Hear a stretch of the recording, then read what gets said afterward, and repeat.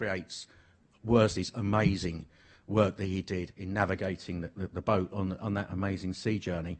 We did another Race to the Pole exhibition at Greenwich. This is the Queen's House, the museum.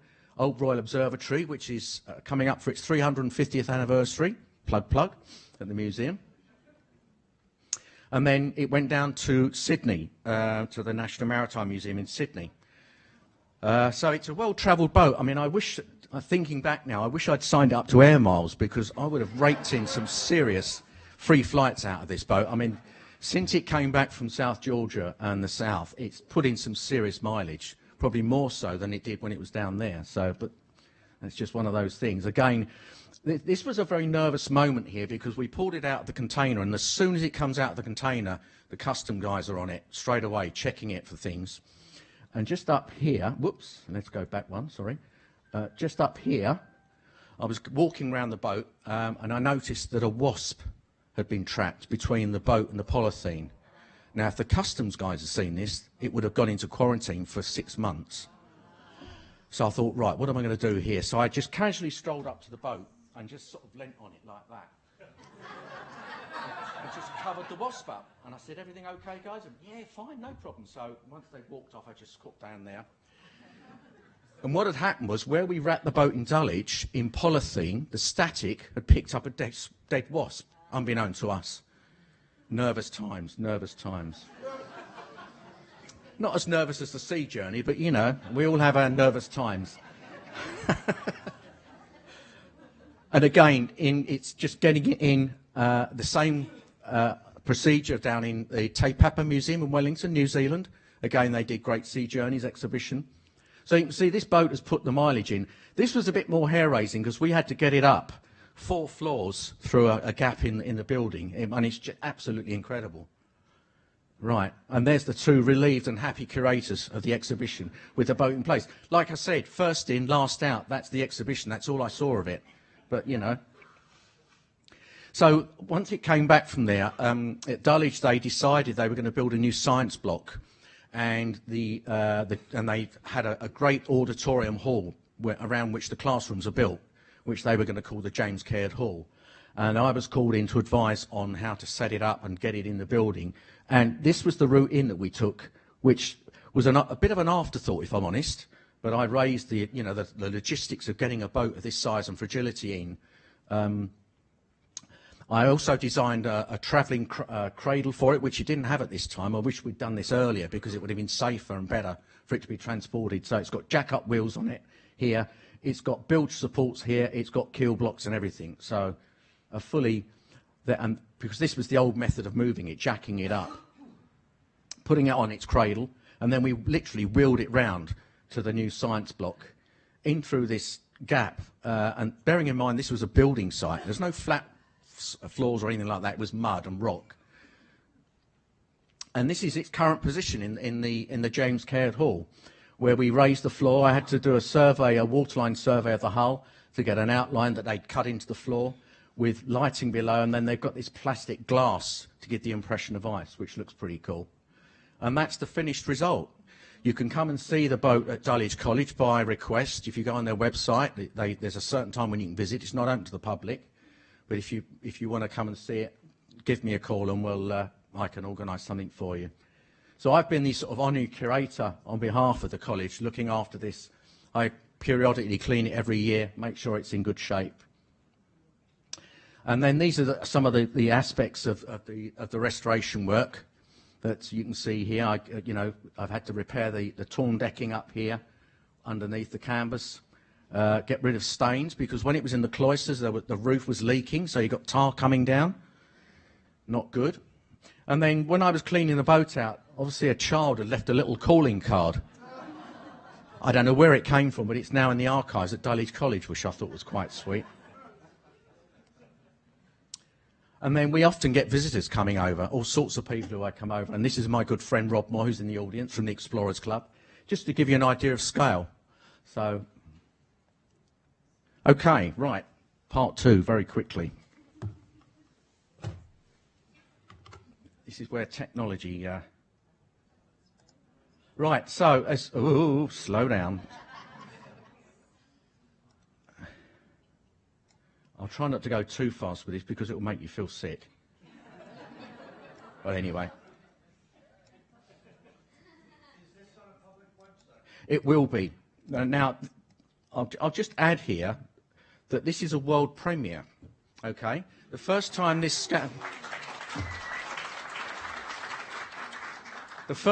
scanned this boat, I showed this video at the 150 at the RGS with Steve and co. But what we've done now is that these points around the boat, we've added these notations. So that tells you what's going on in terms of, you know, the repairs. And if you click on this, and you can play with this online when it becomes live, and I'll let you know, you get a really good idea of the close-up of the exterior. And you can go round, if I just close that down here, you can, with a mouse, you can go round it like this. You see these little circles on there? That gives you your walk round. So you can basically, think you're walking around the boat like that. Go away, that's it. And let's see if I can click on here. There we go, that's it, right. So you can explore all these areas of the boat, you know, where I mentioned about these are tingles. So these are patches that were put on the boat where it was stoved in or a leak. And it's a lead covering, which is then stopped from inside and made watertight.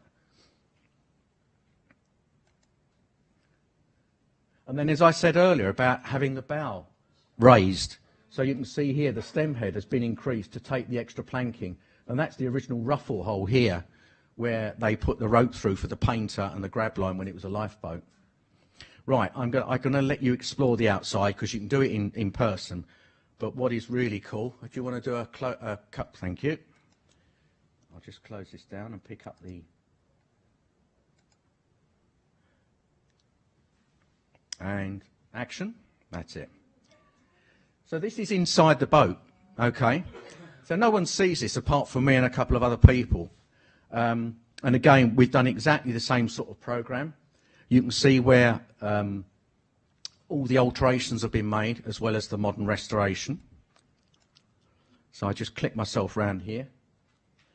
So that's what you get from behind of the copper or lead tingles, you know, those patches I mentioned to make the hull watertight.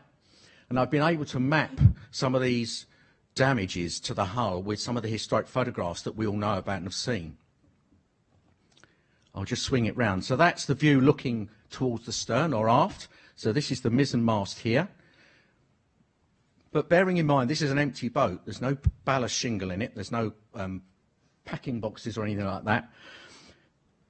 This timber here, this round mast, this is from the Stanton Wills, which was added before the journey to South Georgia to stiffen the hull up. It was put in to act as what we would call a keelson, which is an extra support for the keel. There's another repair there. But the really cool part is when you, when I try and call to the bow, which is pretty tight. So if we go forward here, you can see here where you've got original frames. These are the original frames. This is the modern planking that was added by the conservation in the museum. And then we can zoom forward. That's the original decking that was added when they did the journey from South Georgia, from Elephant Island to South Georgia. So there are original parts left. You can see here the mast with its clamp.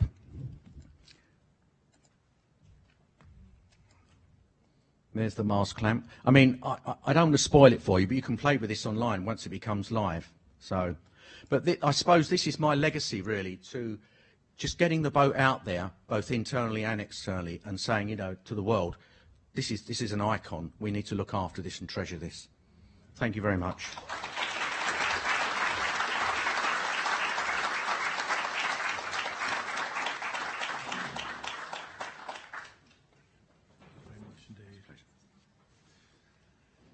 This is where I like to pull Simon's, Stephen's, Fred's leg. You'll find that if you do visit this wonderful little boat, it has James Caird written on it. Oh, yes. It should be J. Caird. So, explain yourself, sir. Well, it's down to our conservators, basically. because there isn't any evidence that James Caird was painted on it, as we know. It's Yeah. Caird. Yeah. Even though the other two boats have got stamp and wheels on, and their full names. We don't know why this. We don't know why this is, and we're still looking into this. I'm trying to find the records, the conservation records, where it was repainted. It was done. The original conservation was done by a professional boat repair yard on the Thames, Corey Barge Works, in the 80s, in the 60s, I should say. Sorry. And when it went to the half deck, you saw that picture of it, sort of half in wooden paint. There was obviously something going on there in terms of painting names on. Sadly, the guy who surveyed it and who repaired it in the museum is no longer with us. He was a good friend of mine, Reg Farrell, who was their head of conservation. So I can't even go and ask him, unfortunately. So I'm still sort of trying to get to the bottom of this one, because I think every time I've done this, and you always sort of raise it, bless you, to try and bottom this one out. But believe me, I'm going to certainly find out what's going on. So the plot thickens. Watch this space. I'm going to need this. I'm so dry. Love to put the man on the spot. That's great.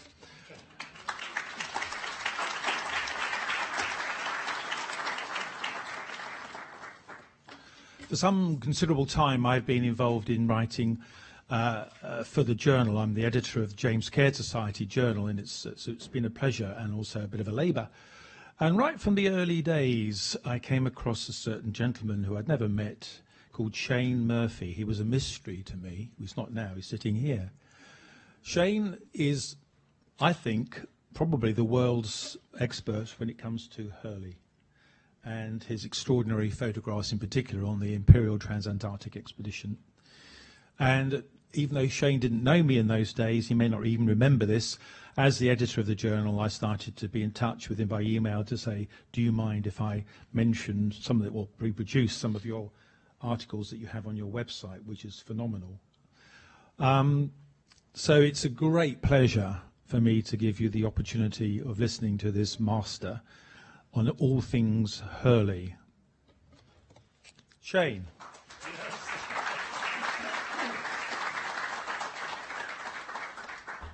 Steve, thank you very much. And I'd like to also thank the organizers and sponsors while we're here. Let's acknowledge them one more time.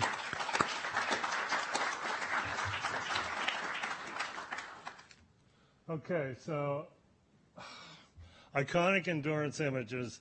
Iconic, should be iconic, should not be iconic. And we're just going to fumble through that and find our way around. Here's our main man, Frank Hurley, the man who took these photographs. On the right, you can see what Shackleton wrote about him partially. Very grateful about his contributions to the expedition. I think it would have been a much different expedition if Hurley had not been there. Photograph and business card. Okay, we have these are the we have 3 small vest pocket type cameras that took a nitrate roll film. We have 4 glass plate cameras, and we have the cinematograph camera. We also had a micro cinematograph camera that you never hear about, you never see, and I don't think there are any pictures from it either. Down here on the lower right, that's what we have as a result of all these cameras. We have prints with negatives, and then we also have standalone prints, hard copies, no negatives, and then we have the same sort of situation with lantern slides. As regards Hurley's work ethic, on the top row, Shackleton decided to try to cut his way to the lead ahead, which is shown in this picture, the middle upper picture, on 110 years ago yesterday. 110 years ago today, we have the middle section being cut out, and that was also Shackleton's birthday. But we don't have a birthday picture of Shackleton because everybody they were so tired they just went home, went to bed. Okay? And on the 150 years ago tomorrow is the bottom 2 rows of images, and that's just Hurley at work doing his thing. We have James by the magnetic hut, we have ice flowers, we've got Worsley in comparison to some pressure ridges, and then at 4 o'clock in the afternoon we have the grand soccer match out there on the floe. These are most of the Paget color plates that were exposed on the wreck and also rescued from the wreck. There were autochrome plates, also a large collection of them that are still on the bottom of the ocean, apparently. I want to talk just about 3 of these. The upper left, you may be familiar with that photo as a monochrome, as a book cover or frontispiece or something like that, but it was originally a color photo. The photo next to that is a little bit of a mystery to me until I read Hurley's diary for about the 100th time and noticed that he wrote about building a cupboard on the deck, now to keep his cameras in. Now, why would he do that? Well, because if he took his cameras downstairs into the warmth, you had a lot of problem with condensation. It just wrecked the internal mechanisms and made the film very difficult to work with, all that. So he just made, right there under the box of canned potatoes, what we have is we have this box right here, and I think that's the cupboard he was talking about. And we also have a nice work area next to it, and we have a clean shot coming and going from it. The only thing about this is it really wreaked havoc with his hands, because all the work he did on his cameras, he did barehanded with fine chemicals, little tiny screwdrivers, all sorts of specialized equipment, and his hands really suffered from that. The other Paget plate I want to talk about is the one on the lower right. What's this a photo of? The picture's not in the boat's not in the middle of the picture. There's no action here anywhere.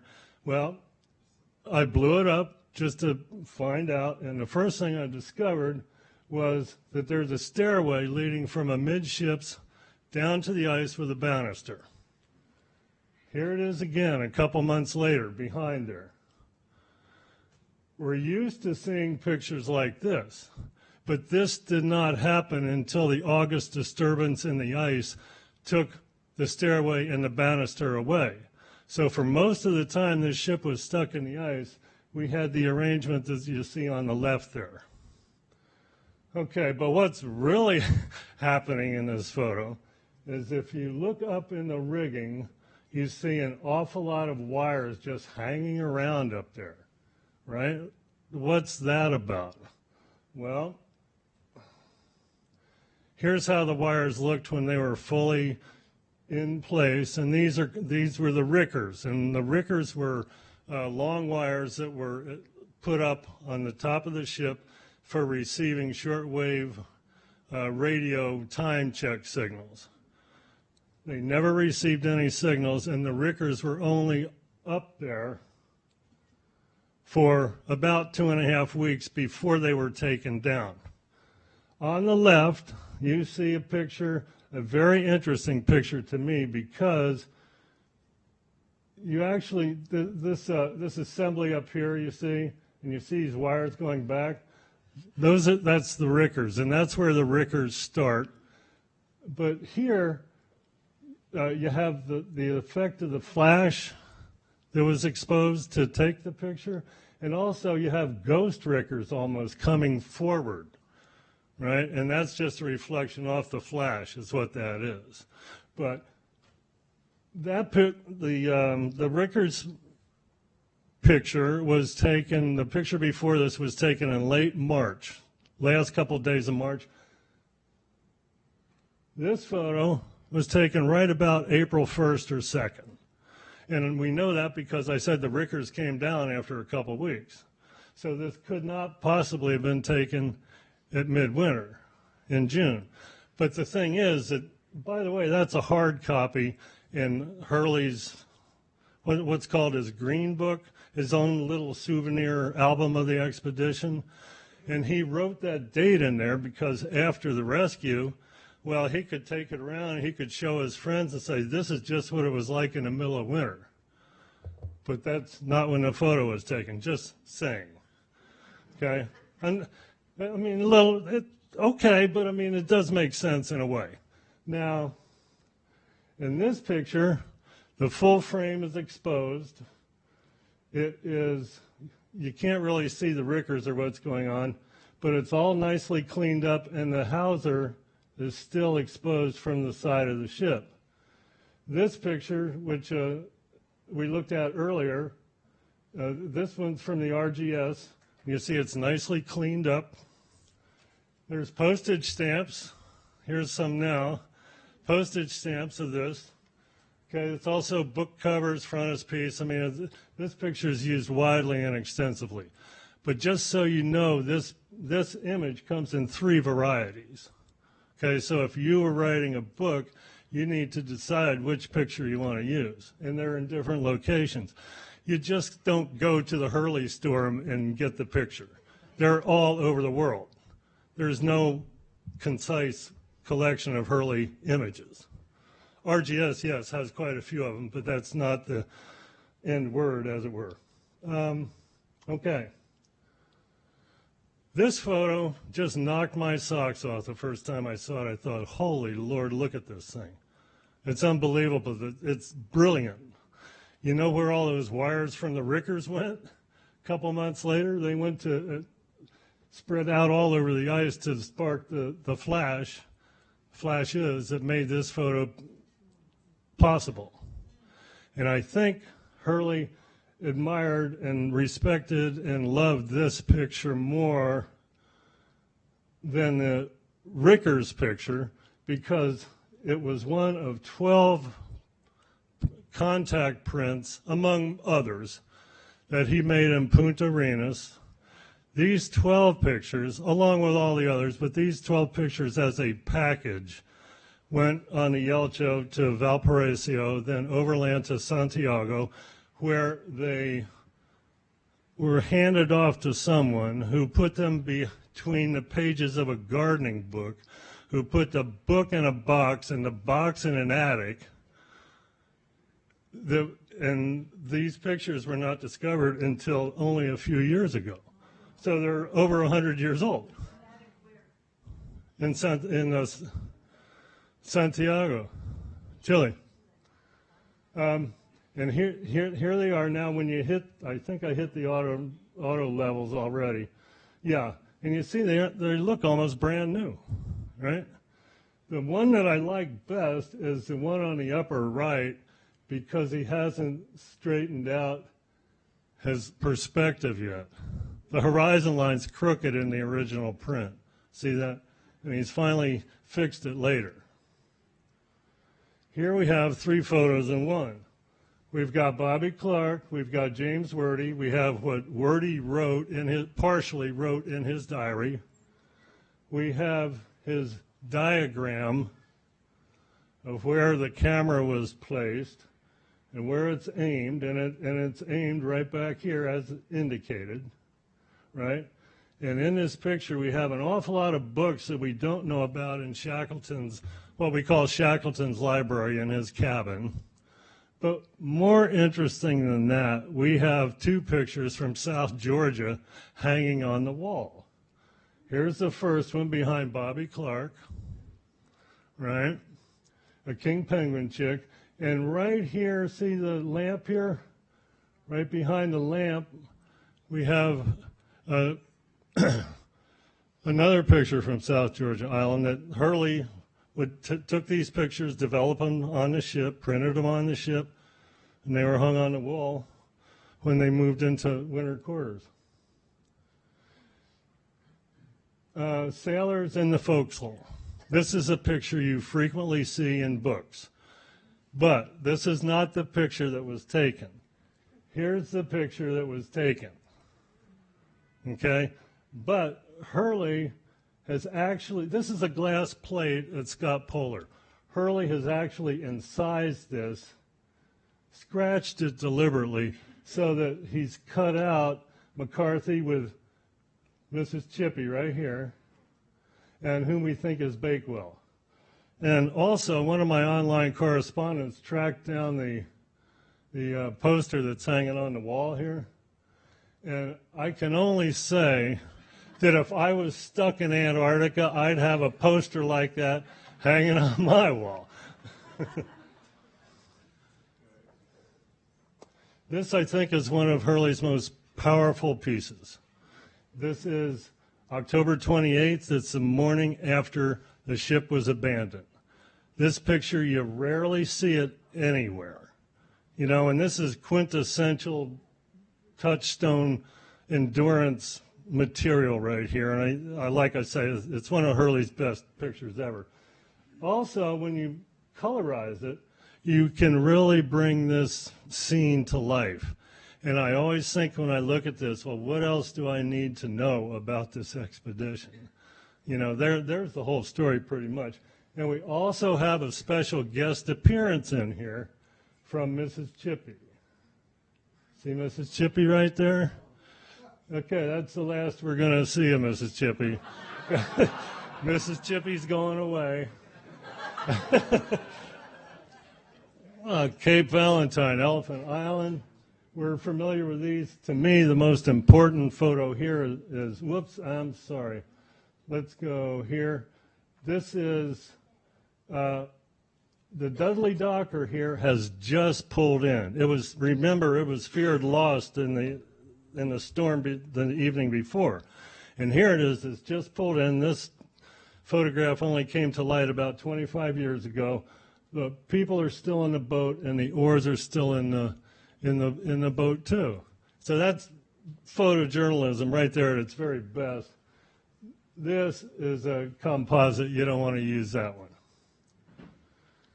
The one on the left you know about. It also has an official version with pretty clouds.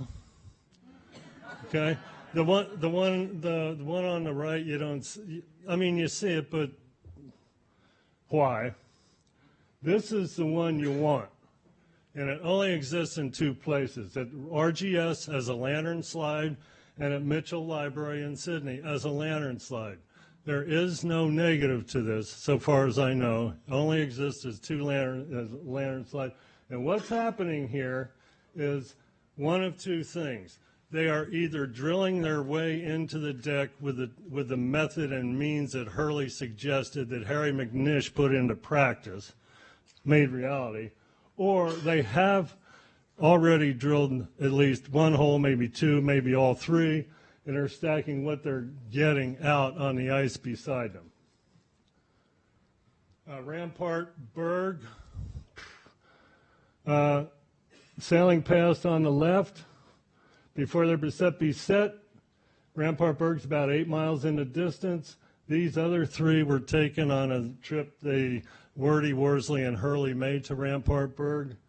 This photo was taken in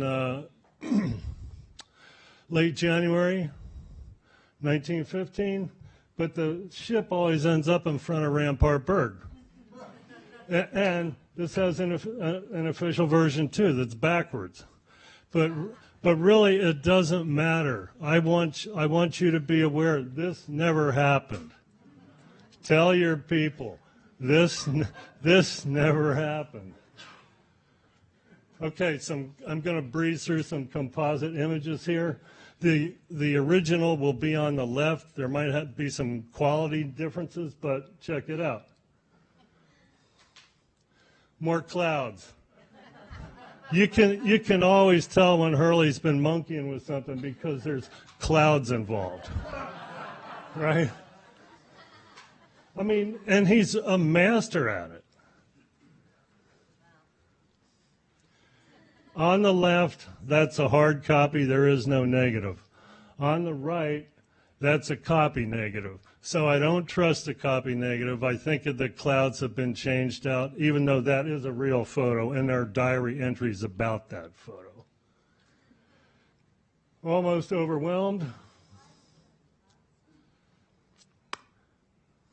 The original's on the left. The original's always going to be on the left. Elephant Island, the original's on the left. You see what he's done here, though. He's made beautiful cloud formations there. Now, we need to blow this up just a little bit because you can see the hut area, you can see the trail up to the lookout. And you can see a little trail here that goes from the main trail up to a little cave in the wall where Shackleton's satchel was with his important papers. Original on the left. Okay, don't let this one confuse you. Original on the left. The Library of Congress has a copy of this photo, and if you look here, look at the standing man. See that? The background's all changed out, right? And like I say, original on the left. That's the actual negative that the RGS has. I always thought this was a composite, but I've come to believe it's not, because see the shadow right here that this man casts? When you get to the negative that the RGS has, which thought to be the original, that shadow is still there, but the man's gone. So, just saying. This, of course, we have the chimney in place, smoke, and a completely different background. I want to finish with this, which is the departure of the James Caird from Elephant Island on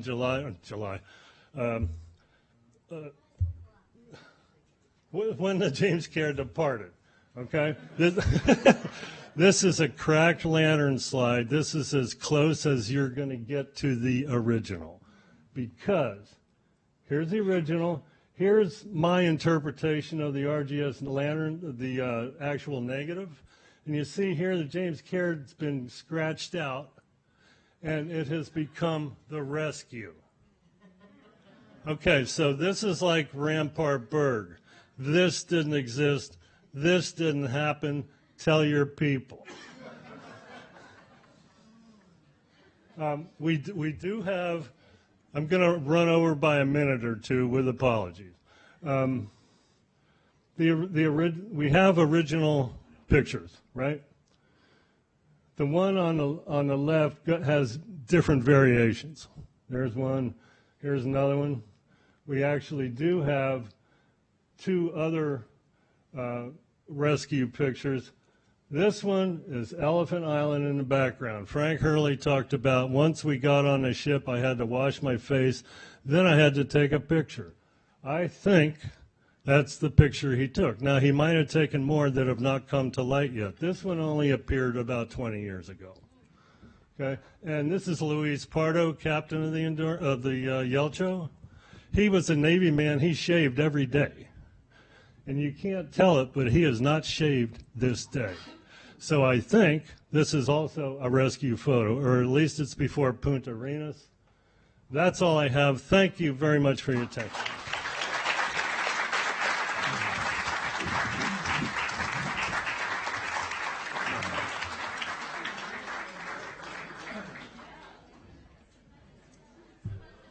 So, that's not mine, but you can leave it there.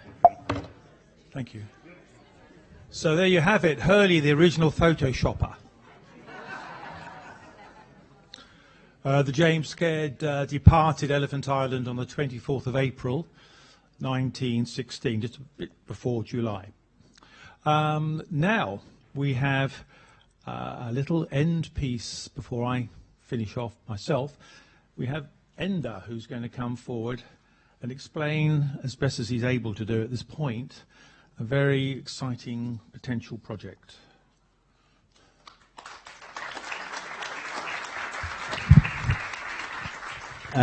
Thanks very much, Steve. I think as best as he's able to do, being the very, very last, so that you don't fall asleep, can you all stand up a second? Just stand up, shake around. Shake up, yeah. That's me finished, so thanks very much. Sit down now again, yeah, do the boogies. Look, I'm privileged to be last, hope not least, on what's been an extraordinary day. This Shackleton story just keeps giving and giving and giving. It's absolutely extraordinary. What a mixture. So it's a great honour to be here. I just made this slide up this morning, but when I heard David Press talk about the big spark, my spark came, I was in trouble as a kid and I was expelled from school and I took to the sea.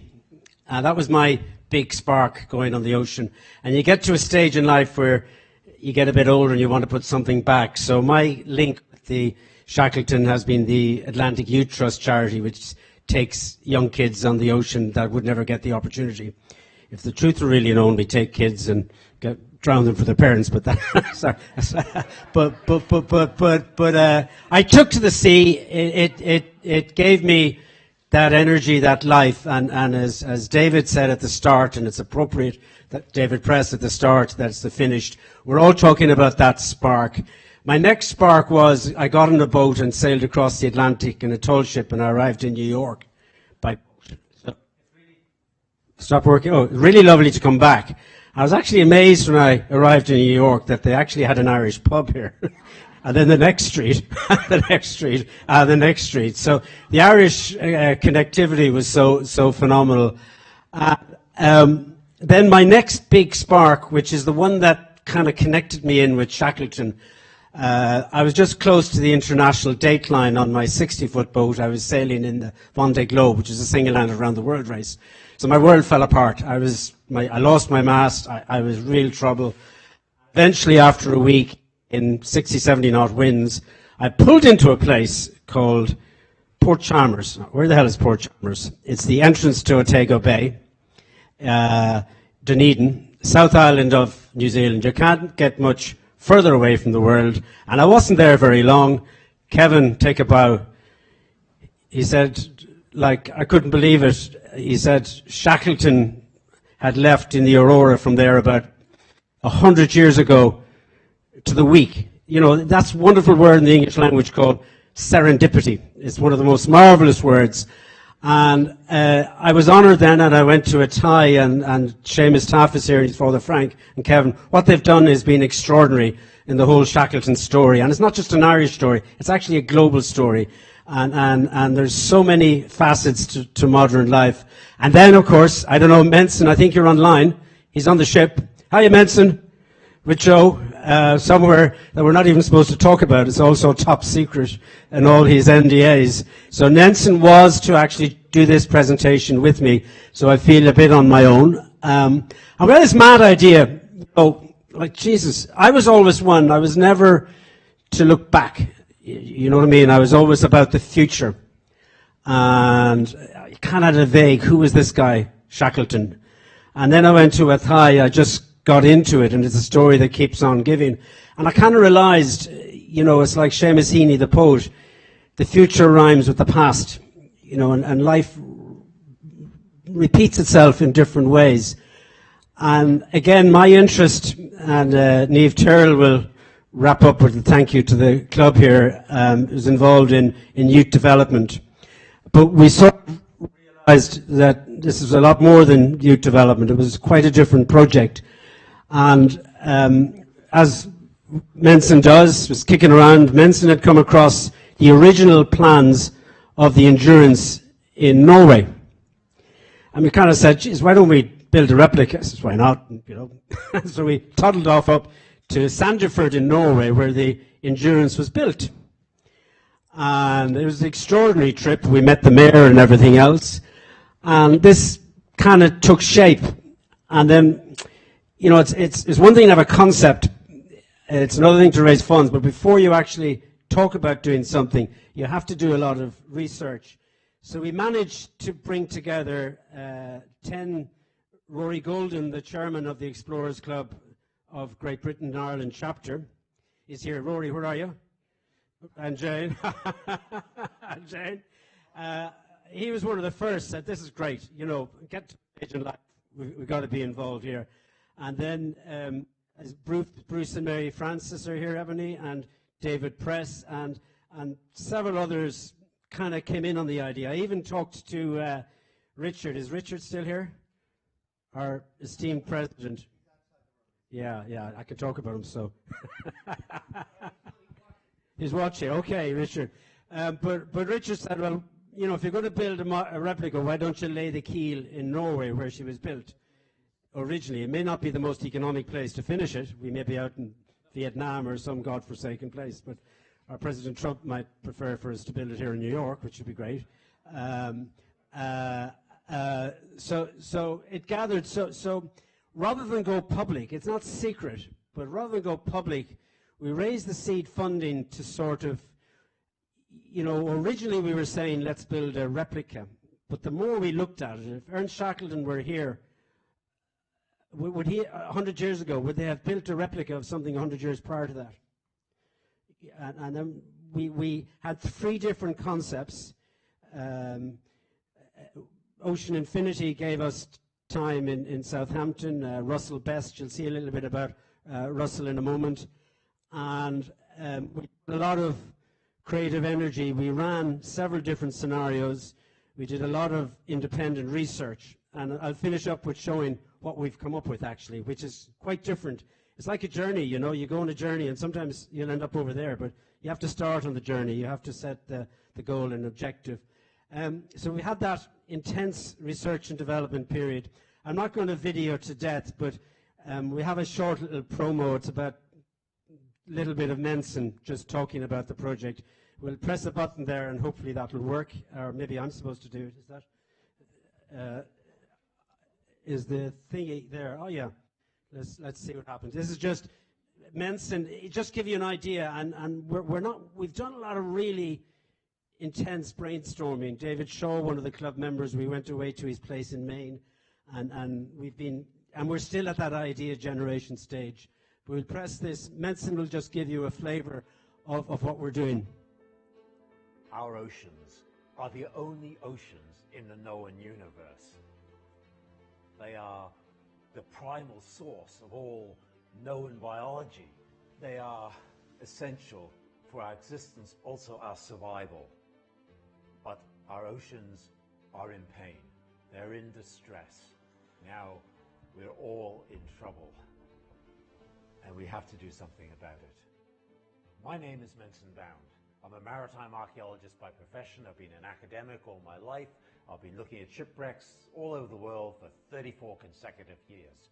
But right now, I'm involved in the most exciting and important project of my life.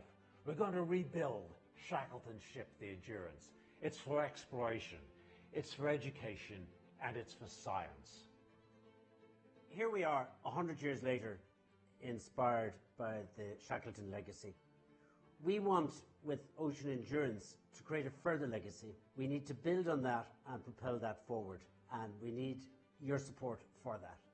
Ocean Endurance is a global research, exploration, and education platform. Inspired by the life of Sir Ernest Shackleton, our mission is to power a worldwide movement of ocean health advocates. We have assembled an extraordinary group of partners and talent. I'm not going to, go on for a while in terms of what we've got. So we took the approach, the work that Steve is doing with the Appreciation Society, the James Caird Society, John Geiger with the Royal Canadian Geographic Society, the Explore Club. We're not going to reinvent the wheel here. So we decided to sort of look at it from first principles. So we said, well, with the why, and Menson outlined that in the video, the three bits: exploration, education, youth development, and science, fundamentally science.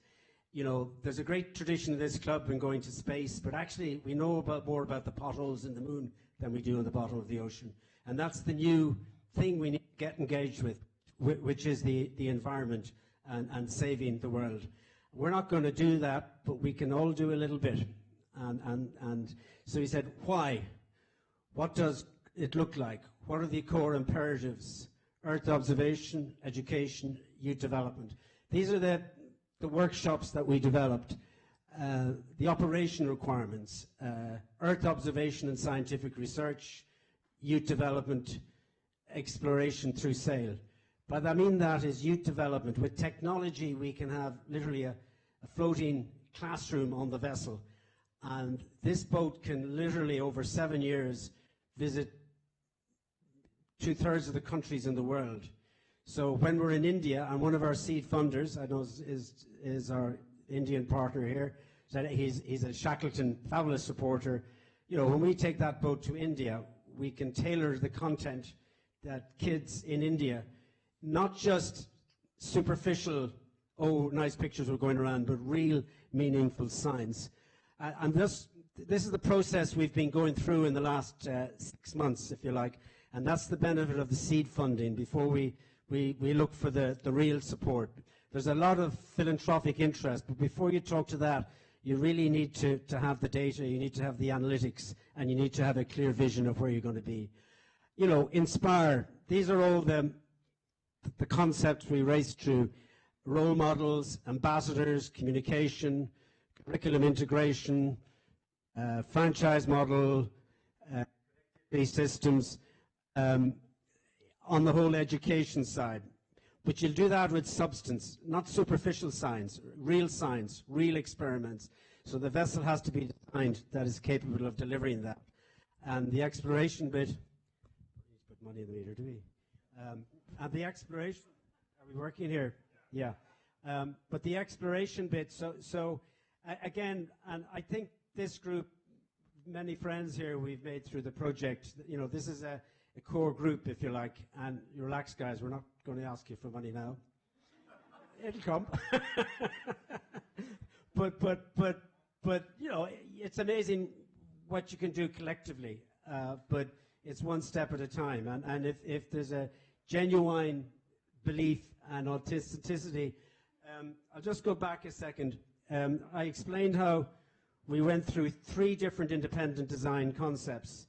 This is just conceptual design. It's about the same size as the Endurance, but it's going to be powered, sailed. We'll have the latest in electrical systems. We're looking at hydrogen generation. There's been a phenomenal amount of using the latest technology, you know, you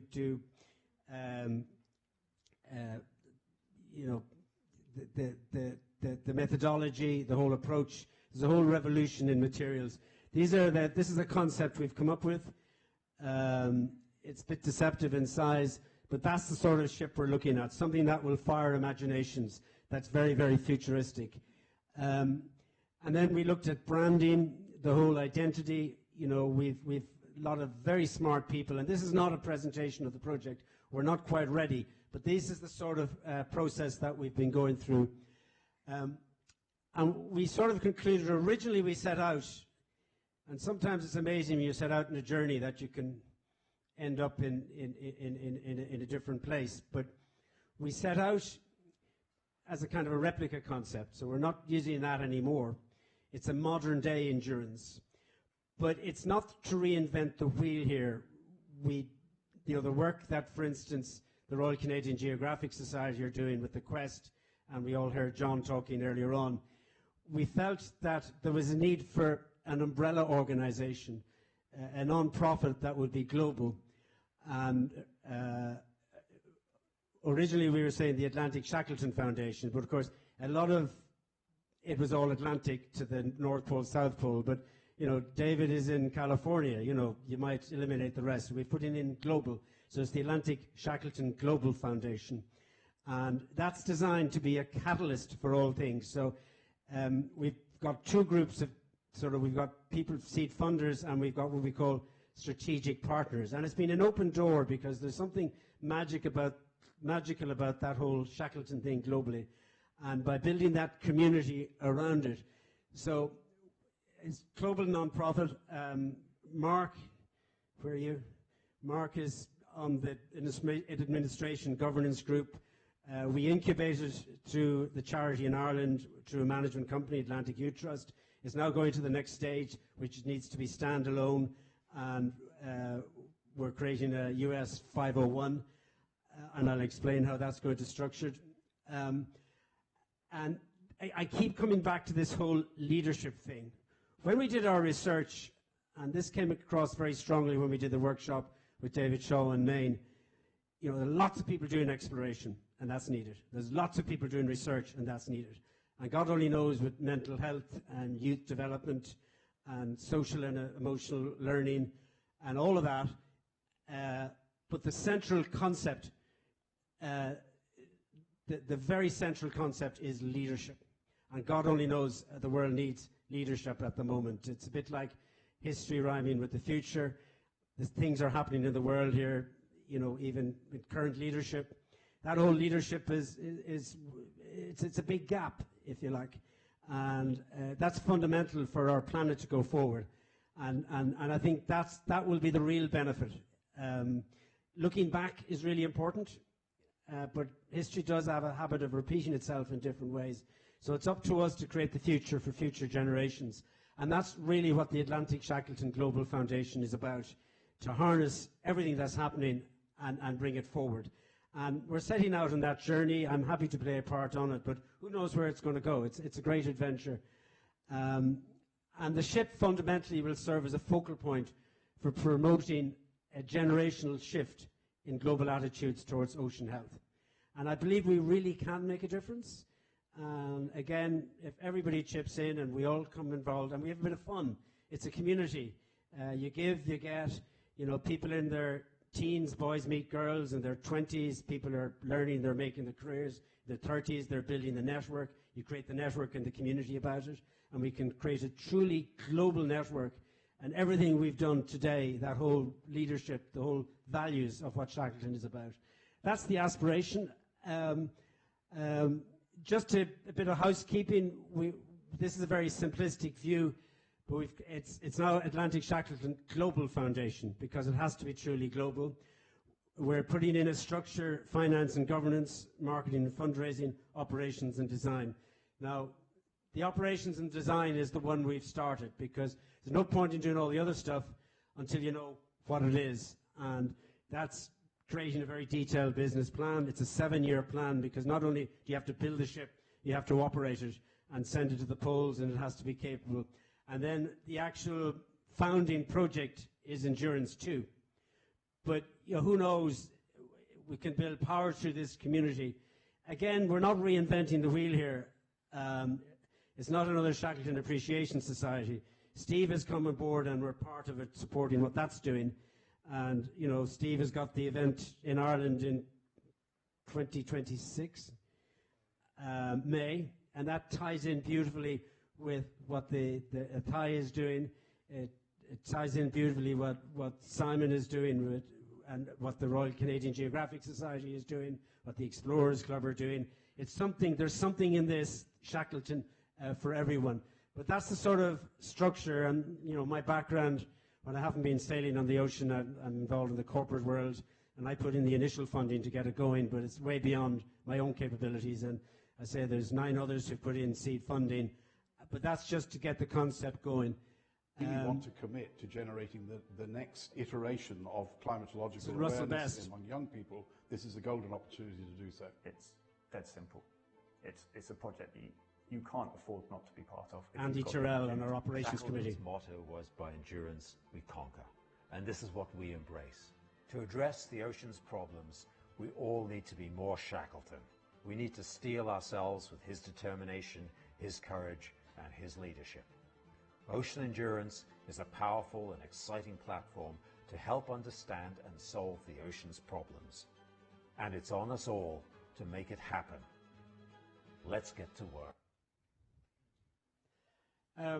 So we've just completed the initial design and the development phase. It's a 7-year, I'm not sure what we're going to be doing next week, let alone 7 years' time.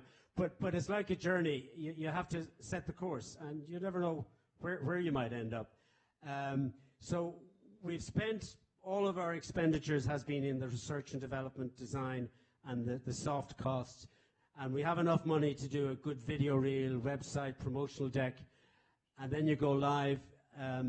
We brought in 10 seed funders at 50k each. We need 5 more before going live. And so if there's 5 people who would like to join that group, it's a very unique group. It's fun to be part of. And then after that, then we'll bring in strategic partners. There's a lot of very significant philanthropic funds. I met Mark Bezos, as one does, the brother of Jeff, at one of the events here, and I said, can we come pitch to you? And yes, but we'll only go when we're ready. We brought in Prince Albert as a patron of Monaco. He had the misfortune to be stuck with me. We're in the Élysée Palace meeting President Hollande of France, and there was a bomb scare. So I spent an hour with Prince Albert. And what do you talk about with Prince Albert of Monaco? Whiskey. He's visited every whisky distillery in Scotland and in Ireland, and he's got an Irish pub in the castle. So when I finished my solo circumnavigation of the world, I had 2 bottles of whisky, and we presented one to his Irish pub in the castle, and the other we auctioned off for charity. So, you know, he will come in, but you only get one shot there. You know, you have to have a very detailed, he'll say yes, and his people will analyse it. He's already put funding into the Atlantic Youth Trust charity in Ireland, and he's agreed to be a patron as an extension with this. And Richard Garriott became a patron of the Explorers Club. Again, it was Richard's idea. We could lay the keel maybe in Norway. And of course, the Shackleton link is very important. Lady Alexandra Shackleton has become a patron, and we've connected in very strongly with the Shackleton family in Ireland. And Lady Alexandra Shackleton, she's grew up in London, and her granddaughter, but she's more relatives in Ireland, and she feels the community goes every year to Athy, and this is what we want to do, is build that whole global community. Shackleton is truly a global figure, if you like, and that's what we want to develop. So the whole idea is a global movement, the core fundamental principles, science, exploration, learning, and it's about leadership. It's a big, hairy, ambitious project, but what we want to do is we can't really press the button until we have 60% underwritten. So it's a bit to go, but in the interim we can create a very dynamic community globally. And of course when you have that community, you'll get the philanthropic support, but if you have tens of thousands of supporters, that creates power for brands who want to associate with it, as long as the brands sign up to the principles and the ideals. So it's a non-profit foundation. I have no commercial aspiration. We have no problem with people who can be commercially involved, but we're creating that ethos from the start.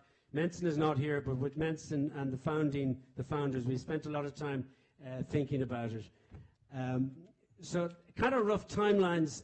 We would hope in by April to have all the marketing collateral ready, and I was talking to Mark to bring aboard a professional fundraising team to talk to the heavy hitters, the global philanthropic funds who can think 2, 3, 5, 7 years out, and it can quantify the benefits, if you like. A personal interest of mine, I'm involved in a non-profit global economic summit in Killarney in Ireland. David Press came over to it. I'm going to show a little video of it, because you can see a picture of David there. I'm just showing the video to show David. So we have Sarah. Where's Sarah Murphy? Do you want to stand up? Sarah is the CEO of the Global Economic Summit and a Business Post group in Ireland, and they've created a thought leadership event. It's a global thought leadership. Last year, the Governor of New York, Kathy Hochul, came. She talked about the future of cities. We're big on stability. We're big on sustainability. It's a kind of a thought leadership. If you think of Davos, right? But better weather, better speakers, better fun, and a more balanced approach.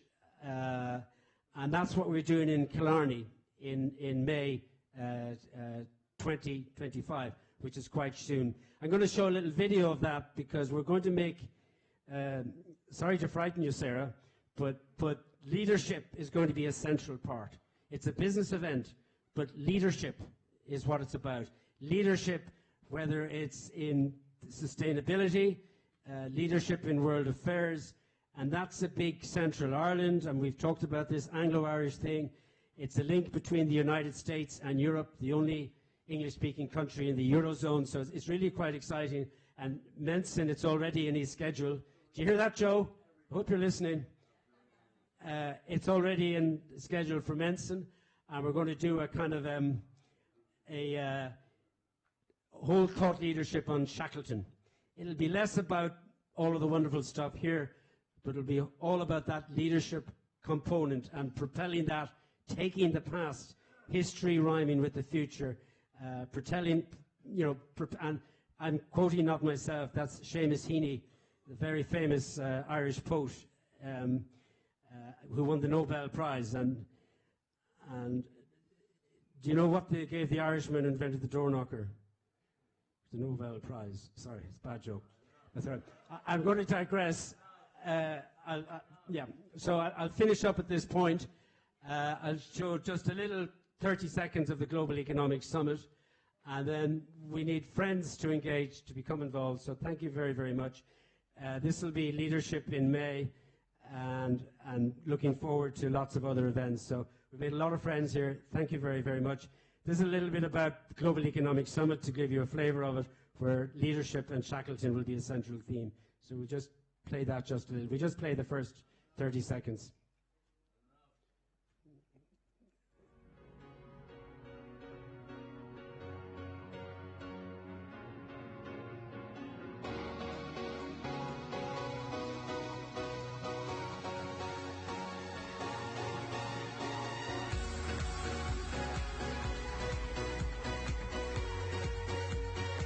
Hey!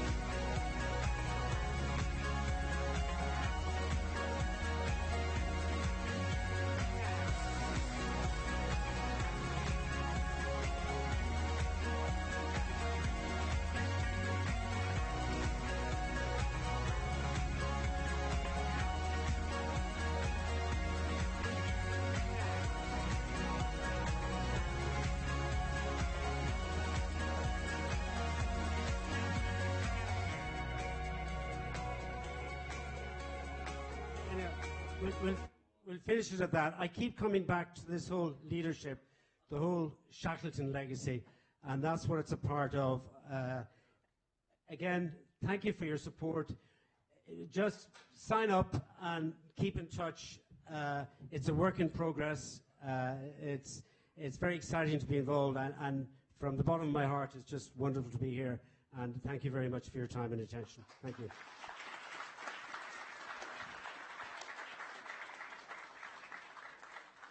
Thank you, and give an Irishman a microphone, and it's been great. The thing about Enda is he's so passionate, and the project is amazing.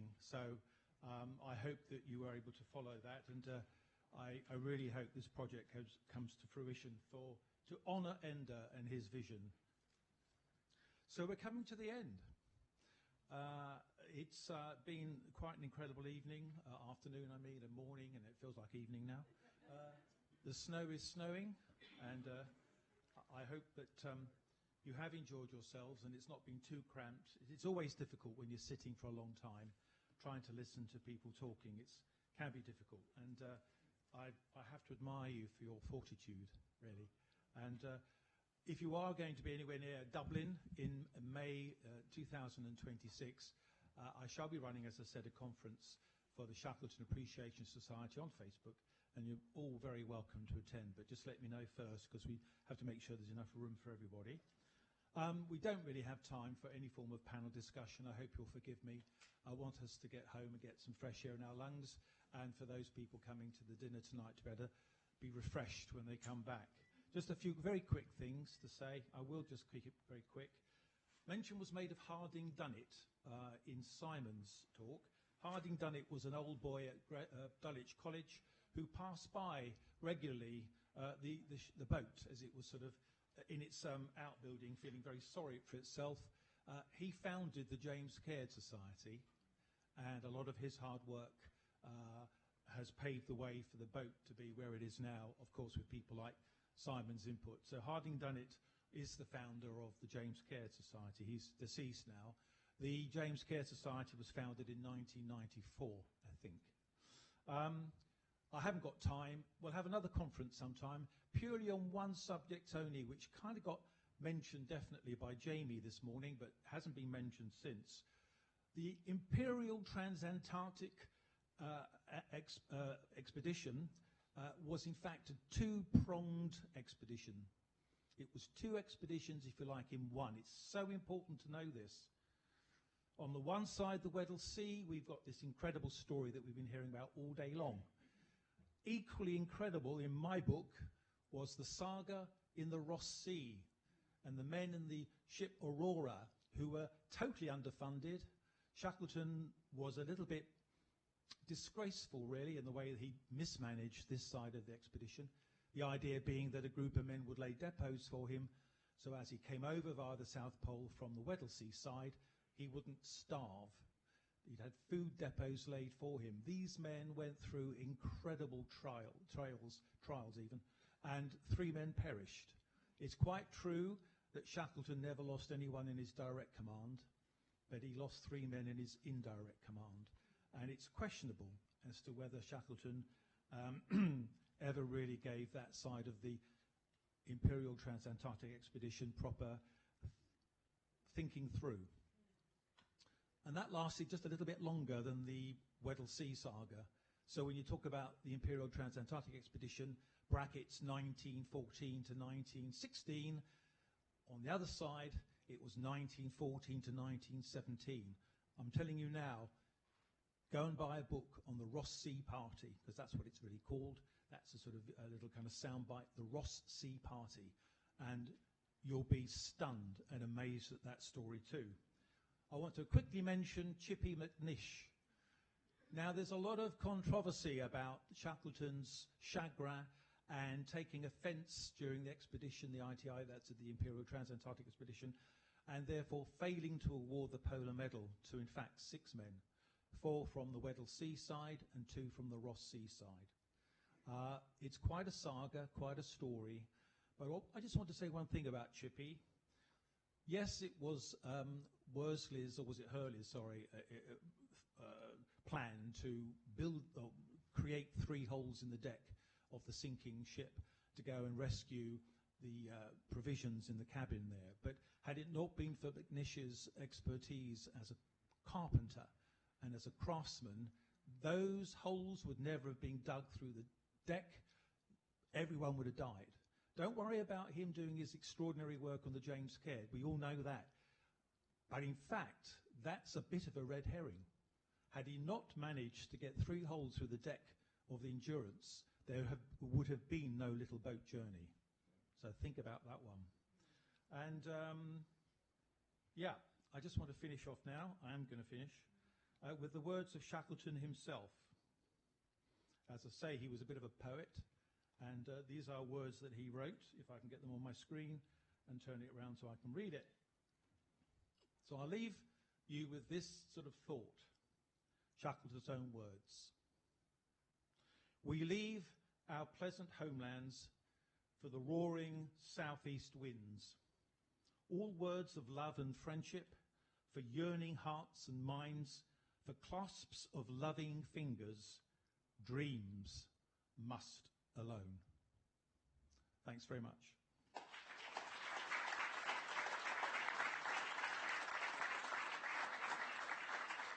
Oh yes, see?